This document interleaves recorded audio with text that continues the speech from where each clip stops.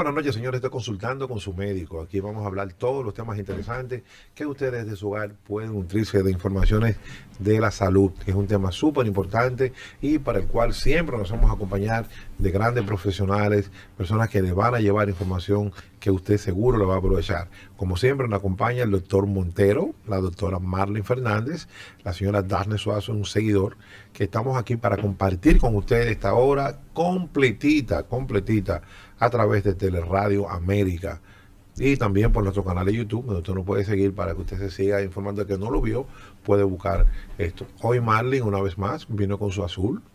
No importa, ayer le dimos hasta con el cubo y ya no le dicen los Tigres del Licey, le dicen los Cloros del Licey. Los Cloros, pues porque lo han blanqueado dos veces. Vale, vamos a comenzar. Doctor Montero, ¿cómo está usted? Muy bien, gracias. Doctor Montero tiene un compromiso de desarrollar un tema muy importante que comenzamos y vamos a darle esa bendición a mucha gente que sepan este tema que es tan importante para cada familia. Doctora Marlene, ¿cómo está usted? Todo bien, gracias. Usted está de verde con azul hoy, doctora. Se ve una combinación. ¿Se va a cambiar para las estrellas? No, jamás. Verde manzana. Jamás. No, yo pensé que la doctora se cambió para las estrellas. Pero ya yo le tengo su inscripción en el escogido con su gorra. ¿Cómo está usted? Buenas noches a todos nuestros televidentes. Carlos, feliz. Esa sí no se le puede hablar de pelota, porque esa tiene. Yo soy aguilucha, indiscutiblemente. No hay quien la aguante. ¿De chiquitica? De chiquitica. Sí. ¡Gual águila! ¡Gual águila! Señores, de verdad que hay un tema obligado antes de comenzar hablar del tema de salud, pero quiero entrar en este tema porque ustedes como médicos es importante lo que vamos a hablar. Este blackout que pasamos en el día de ayer, ¿cuánto afectó a los centros de salud, tanto clínicas como hospitales? Aunque la mayoría tienen su planta eléctrica, pero obviamente un blackout como este, en un momento dado afecta a personas que se estén dializando, que estén en cuidados intensivos. Doctores, ¿cómo se manejan este tipo de emergencias? Aunque no sé si ustedes lo han visto en otra ocasión. Yo nunca he visto un blackout tan largo y tan extenso como el que pasó en el día de ayer en la República Dominicana. Doctor Montero, ¿cómo se maneja esto? Bueno, personalmente las clínicas generalmente tienen plantas eléctricas para pacientes críticos y generalmente en las habitaciones y en las áreas críticas hay dispositivos eléctricos que nunca les falta la electricidad, salvo rarísimas excepciones.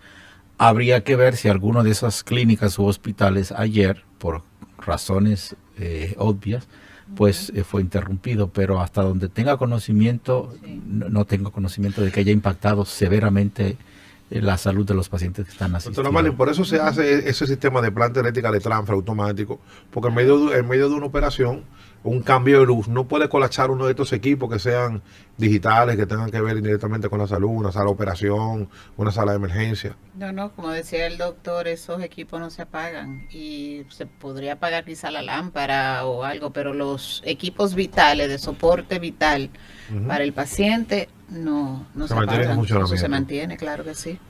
Claro, esto fue una situación que todos los dominicanos obviamente sufrimos en el día de ayer. Colapsó el transporte. Sí. Colapsaron la mayoría de medios también y señores, algo increíble, la ciudad se convirtió en un caos totalmente, porque no había luz ni siquiera en los semáforos, en ninguna parte. Yo salí a las 5, un poquito antes de las 5, desde un poquito más cerca de Carrefour, donde estaba, y yo llegué a la Bolívar, yo llegué casi 2 horas y pico. Te lo creo. Y óyeme, eso fue con suerte porque realmente pudo haber sido más tiempo, pero el caos que había en las calles, que no sé cómo no hay un sistema de seguridad en el plan de semáforo del país, porque eso no debe de apagarse. Esto no debe de apagarse. O sea, yo puedo hacer un comentario. Claro. Llama la atención que un país como República Dominicana, que tiene un presupuesto billonario, no es un país pobre. Quizás es un país con muchos pobres, pero no es un país pobre. Claro que no. Entonces, si no somos un país pobre, aunque tengamos muchos pobres y hay un presupuesto billonario, mínimo tienen que esas cosas tomarse en cuenta para que no se repitan y se cree un organismo que verdaderamente funcione. No en papeles para crear puestos y sacar dinero del presupuesto, no, que funcione. Porque eso puede pasar en cualquier circunstancia. Claro. Pero nosotros como país tenemos que tener un plan de cómo hacer. Estoy totalmente de acuerdo con qué usted. hacer con el transporte, Sí. qué hacer como ciudadano común, qué hacer con las otras personas. Eso mueve la reflexión. O sea, No, y hay transporte como el metro que colapsó. Exacto, hay un apagón, Estamos pero hablando- ¿por qué tiene el metro que pararse, el Exactamente. teleférico? ¿Por qué? Eso es un O sea, punto. es una sola planta para todo el país. Claro, ¿Qué hay? eso que dice la doctora O sea, Fernández, yo lo comparto. No, y no solamente eso, doctor, usted ha traído a colación un punto muy importante, porque yo entiendo que transporte como este debe de tener una planta independiente de emergencia. Y de emergencia, claro. que entre Sí, automáticamente, claro. solo para ellos. Exactamente, Solo para que- ellos. exactamente, como también yo creo que el requerimiento que deben de tener muchos edificios, tanto públicos como privados, es que sus ascensores, sus elevadores tengan un sistema de luz de emergencia para estos casos, porque como decía una invitada que tenía un programa días atrás, si colapsa un ascensor con un 10 pisos, con un grupo de personas, y hay personas que sufren de claustrofobia, hay personas que O de tienen condiciones de hipertensión, salud, o de epilepsia. Sí. de epilepsia. Una Dentro- persona con epilepsia no puede estar trancado. Algunos no. No, pero Depende. el mismo El estrés va a le puede causar- provocar Claro, estrés. le puede provocar. Ese es uno de los temas, doctor, que usted gentilmente prometió conversar hoy. Cosas que provocan la epilepsia, que no solamente no tomarse medicamentos. Una No, no, persona que se el factor estrese, desencadenante, claro que sí. una persona que tenga, eso Sí, sí. quiero, doctor, que comencemos con esta parte, doctores. ¿Cuáles son las cosas que pueden provocar un ataque de epilepsia? Todo te puede provocar un ataque de Pero epilepsia. ¿cuáles son? Si lo podemos Por mencionar. ejemplo, hay pacientes que pueden hacer epilepsia porque no durmieron correctamente. Hay pacientes que pueden hacer epilepsia porque están eufóricos, en buen sentido o en mal sentido. Es decir, si le dan una buena noticia, pueden hacer una crisis de Ok, pero epilepsia. si vamos, Wow. vamos por Sí, sí, partes, sí. porque me interesó lo que usted Sí, acaba sí. de comenzar a señalar.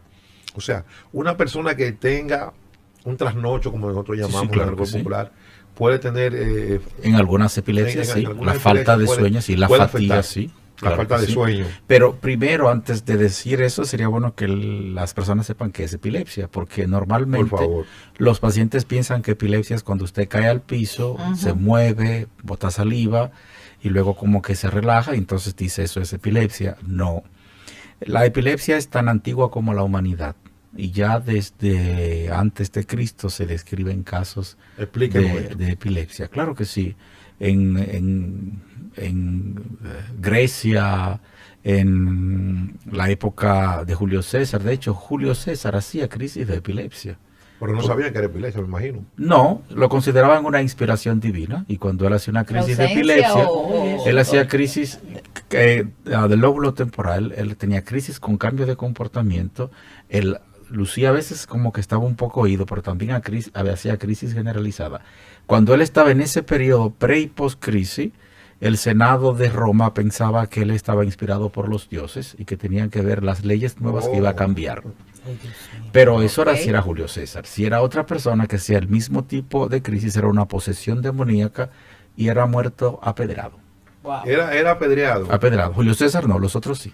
Claro. ¿Y cuál era la diferencia? Los Que era mortales. emperador Bueno, y que el era- conocimiento y la percepción de la gente de que uno es Dios. por intuición divina o por instrucción divina y otro es por instrucción que no es diabólica. divina. Doctor, tengo varias preguntas que a propósito de conversar Wow. con personas que iban a tratar este tema, me dijeron que le hiciera esta pregunta. La primera, ¿qué tiempo regularmente puede durar un ataque de epilepsia a una persona? Vamos a ver, mira, cuando un paciente hace epilepsia y partiendo de la premisa, epilepsia es que una zona del cerebro se afecta. Esa zona puede ser pequeña, puede ser grande. Entonces, la función que esa zona del cerebro regula, vamos a decir, ya sea movimiento, sensibilidad, coordinación, audición, percepción, Involuntarios. movimientos involuntarios, o sea, según la zona que esa zona del cerebro regule, que ya no va a estar regulándolo porque está en crisis, entonces ahí se va a manifestar la epilepsia. Entonces así tú vas a ver pacientes que tienen epilepsia, por ejemplo, que sienten que van a tener la crisis. Y dice, siento como una sensación de miedo, de angustia, de temor, y se siente un poco preámbulo. un preámbulo. Eso O es sea, una que aura. pueden advertir cuando la persona Algunas ataque viene. crisis. Entonces, luego de esa zona pequeña que se afecta en el cerebro puede generalizarse. El paciente dice, siento hormigas que me caminan en el cuerpo y ya de repente pierdo el conocimiento. O sea, es una zona del cerebro que se va ampliando, ampliando, ampliando hasta que toma todo el cerebro y hace una crisis generalizada. Entonces, las epilepsias como tal tiene una frecuencia muy grande porque se estima que el 2% de la población mundial padece de epilepsia, o sea que son muchas. El 2%. Estamos hablando de una cantidad considerable. Exactamente. Lo más fácil de imaginar, imagínate que tú vas en un vehículo que tiene 100 personas y 2 de esas personas pueden hacer una crisis de epilepsia. Tú no sabes de qué forma, de qué manifestación y cómo eso va a impactar en el resto de los pasajeros del vehículo. Entonces, dependiendo del tipo que sea, si es el propio chofer, ya tú sabes qué va a pasar si hace una crisis de epilepsia. Bueno, por cierto, doctor, disculpe que le interrumpa.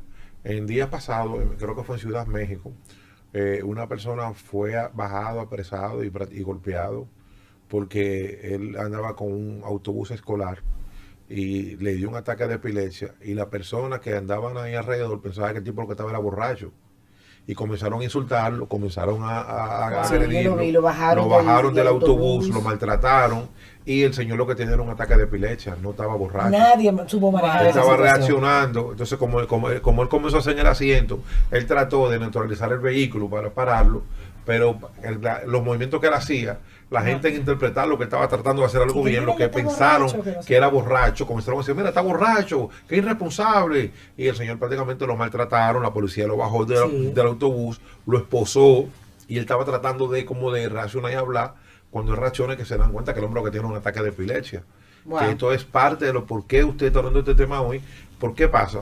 El desconocimiento de muchas personas que no sabemos manejar una crisis de epilepsia de un familiar. A propósito de eso, yo vi un caso, y perdona mencionarlo aquí, pero es importante, de un chofer escolar en Argentina que distribuía a los niños, y en este caso eran las pacientes más afectadas eran niñas, porque eran las últimas que le quedaban, y estuvo hospitalizado y las niñas en cuidado intensivo. Una falleció y otra tuvo un trauma importante. Wow. La que tuvo el trauma craneal explicó, cuando recuperó la conciencia, la que sobrevivió, que el señor estaba manejando, que miró hacia atrás, que tuvo una cara como de perversidad y una mirada rara y que comenzó a desvestirse. Y mientras manejaba, y ellas pensaban que iba a hacer cualquier cosa, un maniático que iba a violarla, y se tiraron del vehículo y bueno, y el vehículo chocó. Entonces, cuando van a procesar al chofer, supuestamente porque tenía problemas de conducta, la familia dijo, no, es que él no tiene problemas de conducta. E insistieron con los abogados, dicen, no, es que él no es así. Cuando le hicieron una valoración psicológica larga, pidieron una valoración neurológica y la valoración neurológica puso en evidencia que el paciente hacía epilepsia. De hecho, hizo la epilepsia durante estaba hospitalizado, conectado con electrodos en la cabeza, conectado con el video. Efectivamente miró hacia uno de los lados del cuerpo, cambió la expresión facial y comenzó a desvestirse. Eso como parte de la crisis. ¿Pero por qué la reacción en ese paciente específico de comenzar a desvestirse? Porque ¿Es una reacción normal? No, es un automatismo y las conductas automáticas también pueden alterarse cuando las personas pueden hacer epilepsia. Vamos a la primera pausa y cuando retornemos yo quiero hacerle un par de preguntas más, conjuntamente con la doctora, para tratar de edificar a la gente que está viendo este programa, porque son temas muy interesantes. Estoy consultando con su médico.